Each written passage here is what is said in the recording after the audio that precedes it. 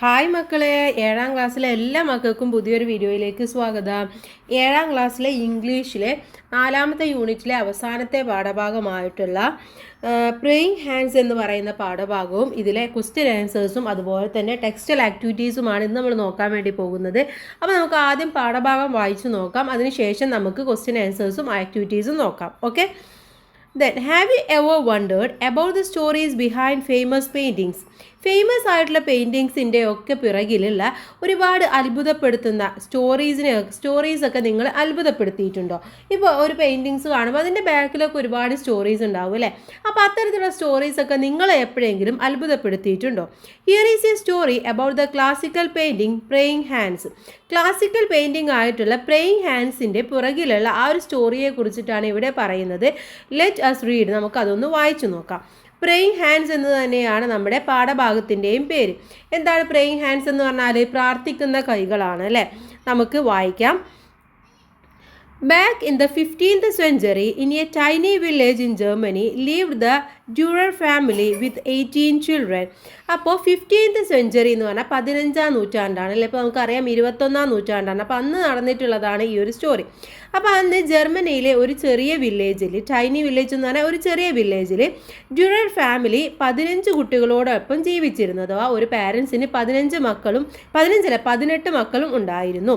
Yes, 18. അപ്പോൾ നിങ്ങളും വിചാരിക്കല്ലേ 18 മക്കളോ എന്നുള്ളത്.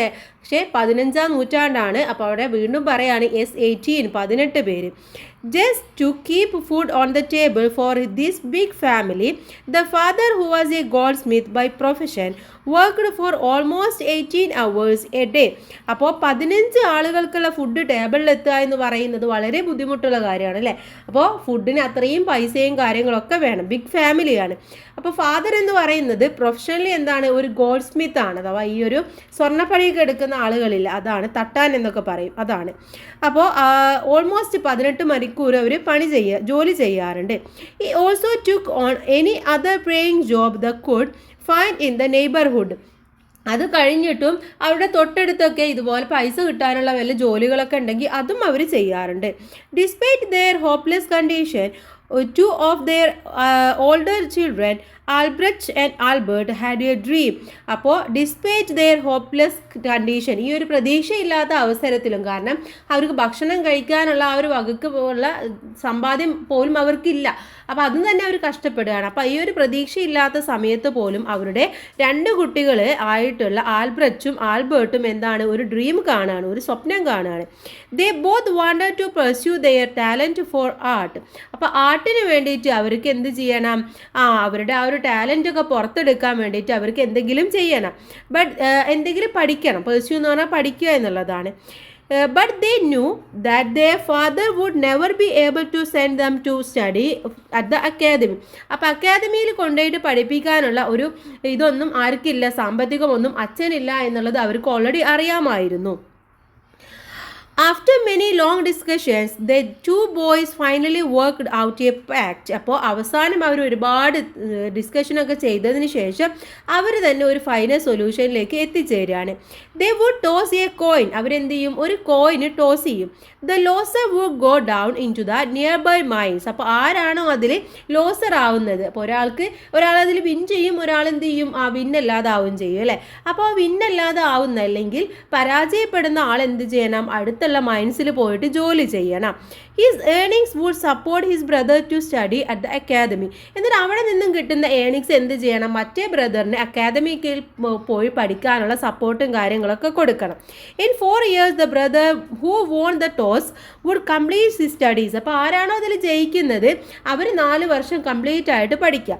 He would then support his brother to go to the academy. അതിനുശേഷം തിരിച്ചു വന്നു കഴിഞ്ഞാൽ ആ ബ്രദർ മൈൻസിൽ പോയിട്ട് ജോലി ചെയ്യുക, എന്നിട്ട് മറ്റേ ബ്രദറിന് അക്കാദമിയിൽ പോയിട്ട് പഠിക്കാനുള്ള സപ്പോർട്ട് കൊടുക്കുക.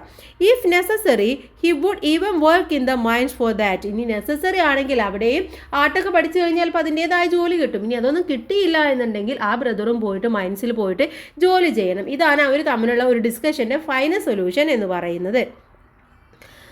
Then, one Sunday morning after church, they tossed the coin that would determine their future. അപ്പോൾ ഒരു ഞായറാഴ്ച അവർ ചർച്ചിലൊക്കെ പോയി വന്നതിന് ശേഷം രാവിലെ അവരെന്ത് ചെയ്യാണ്, അവരുടെ ഫ്യൂച്ചർ തീരുമാനിക്കാനുള്ള ആ ഒരു കോയിന് ടോസ് ചെയ്യാൻ വേണ്ടി പോവാണ്.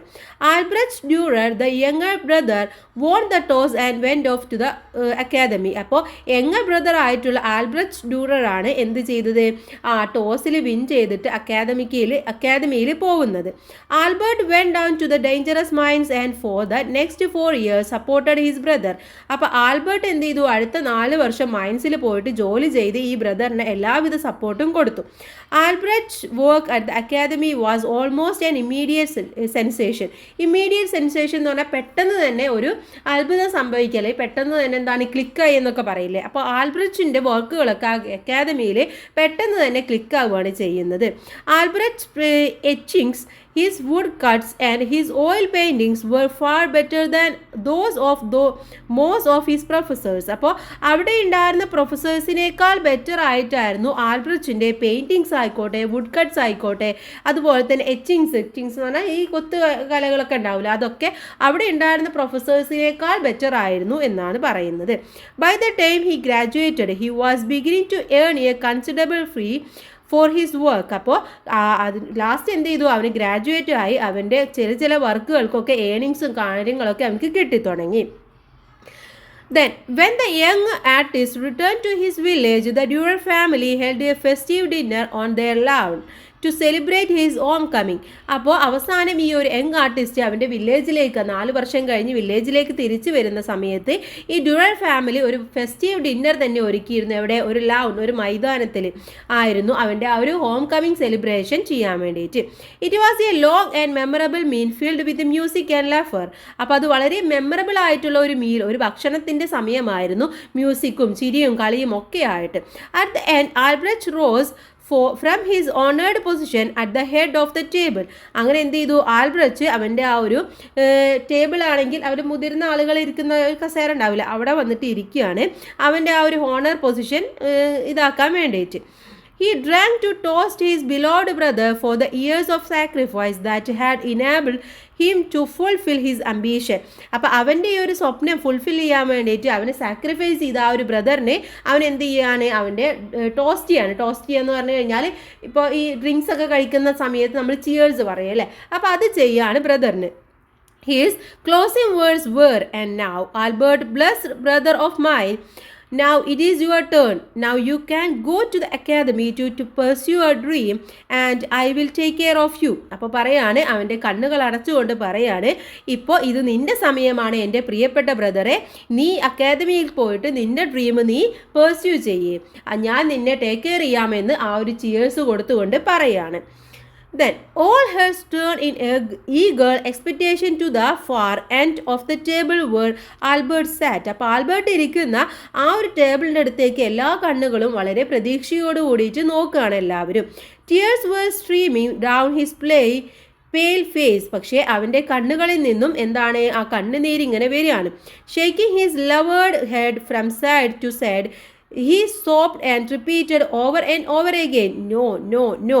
അപ്പോൾ അവൻ എന്ത് ചെയ്യാണ്, തല കുലുക്കിയിട്ട് അവൻ്റെ കണ്ണുകളിൽ നിന്നൊക്കെ കണ്ണുനീര് വന്നുകൊണ്ട് അവൻ പറയാണ്, "നോ നോ, വേണ്ട വേണ്ട വേണ്ട" എന്ന് പറയാണ്. Finally, Albert rose and wiped the tears on his cheeks. He glanced down at the long table at the faces he loved.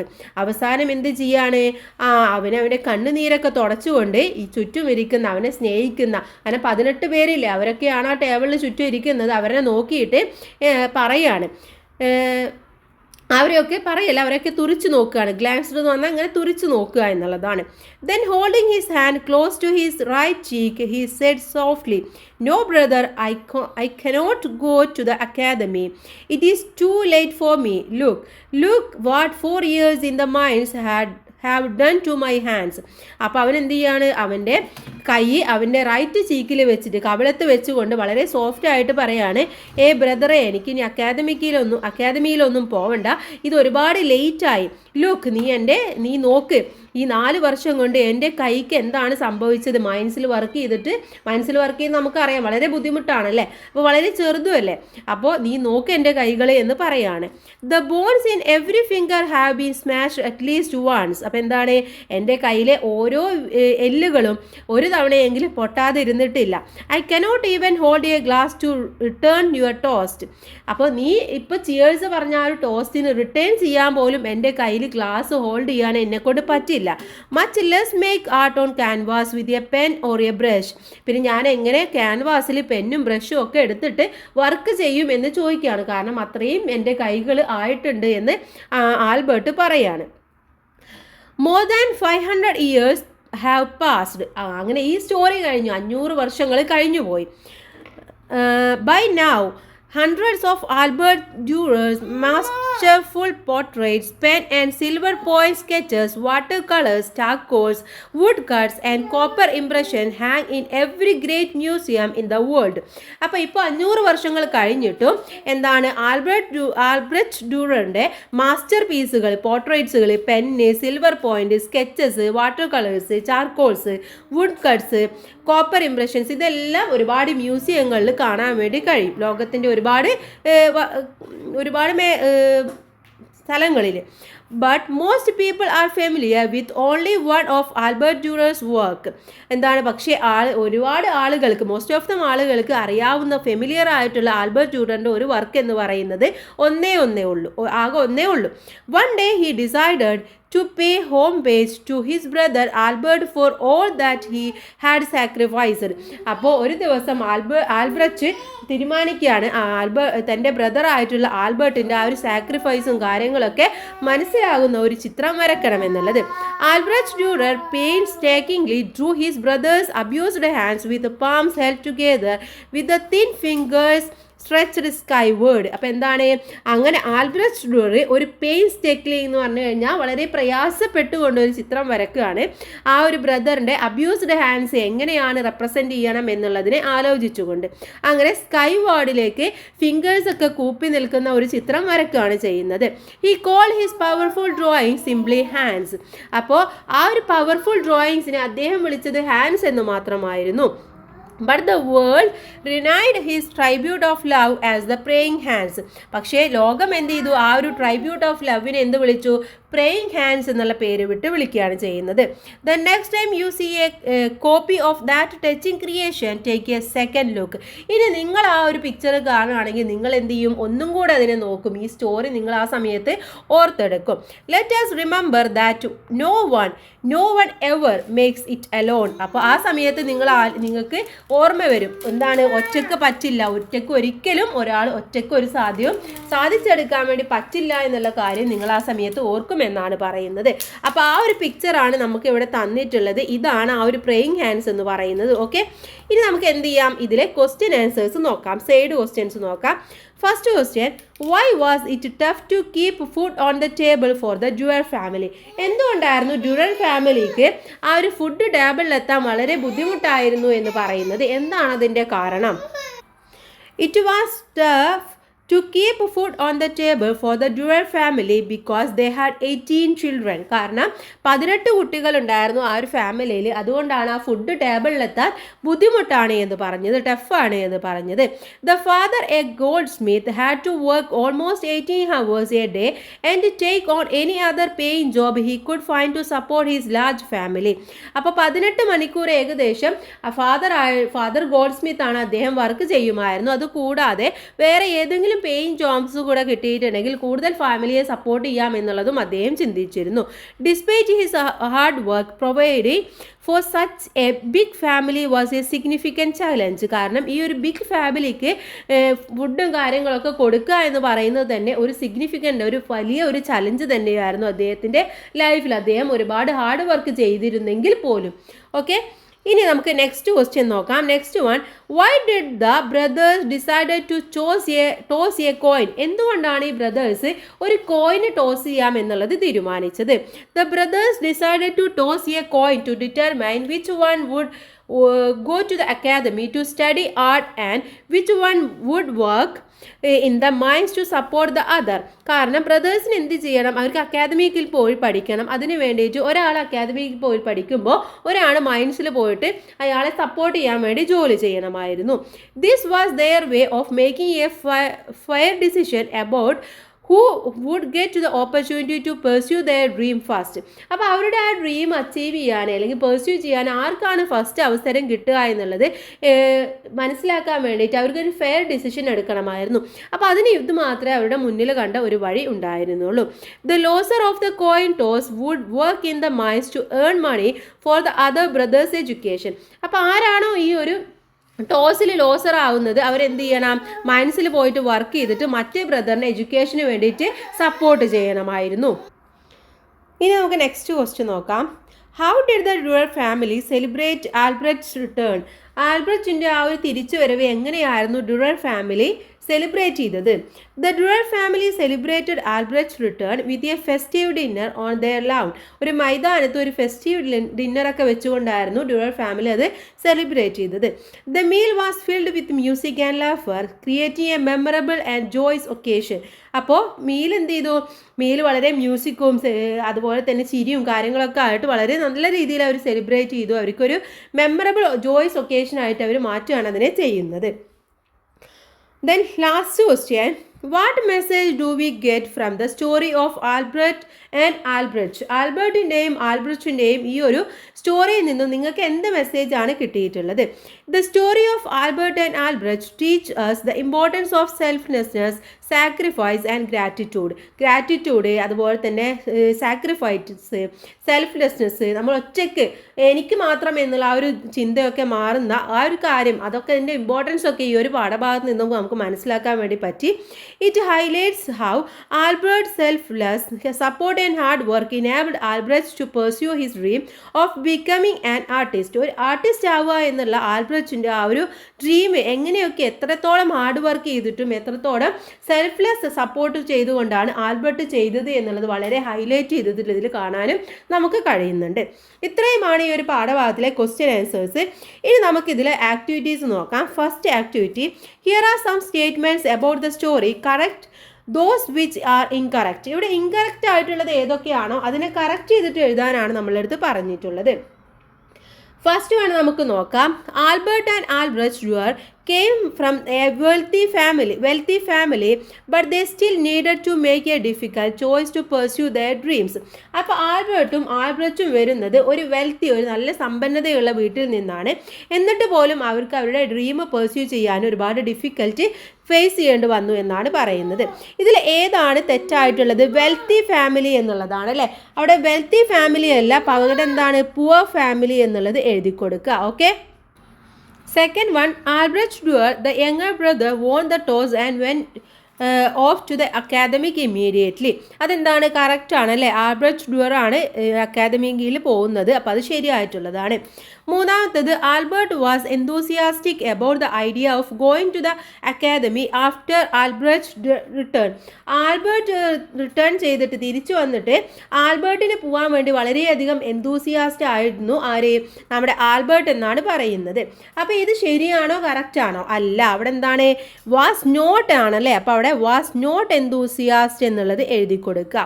കാരണം അത്ര എന്തൂസിയാസം ഒന്നും ഉണ്ടായിരുന്നില്ല. കാരണം എന്താണ്? മൈൻസിലൊക്കെ പോയി ജോലിയൊക്കെ ചെയ്ത് ആകെ കൈയൊക്കെ ആകതായിരുന്നു അല്ലേ. Then next one, Albert decided not to attend the academy because of his physical injuries from working in the mines.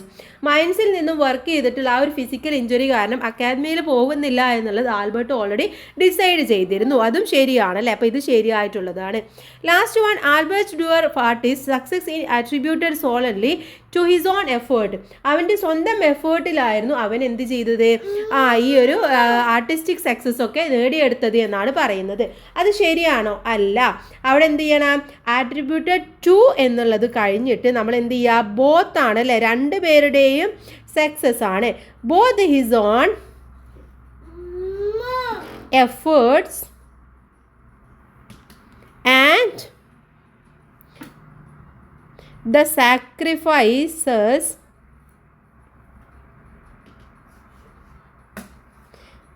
made by his brother brother Albert. Okay, ഇങ്ങനെ എഴുതി കൊടുക്കുക. അപ്പോൾ അവിടെ അതാണ് കറക്റ്റ് ചെയ്തിട്ട് നമ്മൾ എഴുതി കൊടുക്കേണ്ടത്. ഇനി അടുത്ത activity, rearrange the events in the story praying hands in the correct order. Praying hands എന്ന് പറയുന്ന സ്റ്റോറിയിലെ ഇവൻറ്റ്സ് താഴെ കൊടുത്തിട്ടുണ്ട്. ഇത് കറക്റ്റ് ഓർഡറിലാക്കിയിട്ട് താഴെ എഴുതാനാണ് നമ്മളടുത്ത് പറഞ്ഞിട്ടുള്ളത്. അപ്പോൾ നമുക്ക് കറക്റ്റ് ഓർഡറിലൊന്ന് വായിച്ചു നോക്കാം. ഫസ്റ്റ് വൺ എന്ന് പറയുന്നത് ഏതാണ്? Albrecht and Albert had a dream എന്ന് പറയുന്ന ഇത് ഒന്നാമത് എഴുതി കൊടുക്കുക. അതിനുശേഷം വരുന്നത് they both wanted to pursue their talent for art, but they knew that their father would never be able to send them to study at the academy എന്ന് പറയുന്ന ഇതാണ് രണ്ടാമതായിട്ട് എഴുതി കൊടുക്കേണ്ടത്. ഇനി മൂന്നാമതായിട്ട് വരുന്നത്, after many long discussions the two boys finally worked out A pact എന്നുള്ളതാണ് മൂന്നാമതായിട്ട് വരുന്നത്. അത് തന്നെ അവിടെ മൂന്നാമത് കൊടുത്തുള്ളത് മൂന്നാമത് എഴുതുക. Next one, Albert Dürer the younger brother won the toss and went to the academy എന്ന് പറയുന്നത് ഫോർത്ത് വൺ ആയിട്ട് വരും. ഇനി ഫിഫ്ത്ത് വൺ എന്ന് പറയുന്നത്, When the young artist turned to his village, the Duer family held a festive dinner on their lawn to celebrate Albert's house coming എന്ന് പറയുന്നത് fifth one ആയിട്ട് വരും. ഓക്കെ, ഇനി സിക്സ്ത് വൺ എന്ന് പറയുന്നത്, finally Albert rose and wiped the tears on his cheeks എന്ന് പറയുന്നത് sixth one വരും. സെവൻത് എന്ന് പറയുന്നത്, Albert said I cannot hold a glass to return your toss much less make art on canvas which a pen or brush എന്ന് പറയുന്നത് sixth one ആണ്. Seventh എന്ന് പറയുന്നത് ഇവിടെ കൊടുത്തിട്ടുണ്ട്, Albert Dürer painstakingly drew his brother's abused hands with his palms held together with the thin fingers stretched a skyward എന്നുള്ളതാണ്. അത് last വണ്ണും വരും. അപ്പോൾ ഇത് കറക്റ്റായിട്ട് നിങ്ങൾ താഴെ എന്ത് ചെയ്യുക, ഇവിടെ താഴെ എഴുതി കൊടുക്കുകയാണ് നിങ്ങൾ ചെയ്യേണ്ടത്. ഓക്കെ, ഇവിടെ താഴെ എഴുതി കൊടുക്കുക. ഇത്രയുമാണ് പാഠഭാഗം. ഇനി ഇതിലെ ക്ലോസറീസ് ഒക്കെ ഉണ്ട്, വേർഡ്സും അതിൻ്റെ മീനിങ്സും അതൊക്കെ നിങ്ങൾ വായിക്കുക. നെക്സ്റ്റ് വൺ എന്ന് പറയുന്നത് ഫിഫ്ത്ത് യൂണിറ്റ് ആണ്. നമുക്ക് അടുത്ത വീഡിയോയിൽ ഡിസ്കസ് ചെയ്യാം. എല്ലാ കൂട്ടുകാർക്കും താങ്ക്സ് ഫോർ വാച്ചിങ്.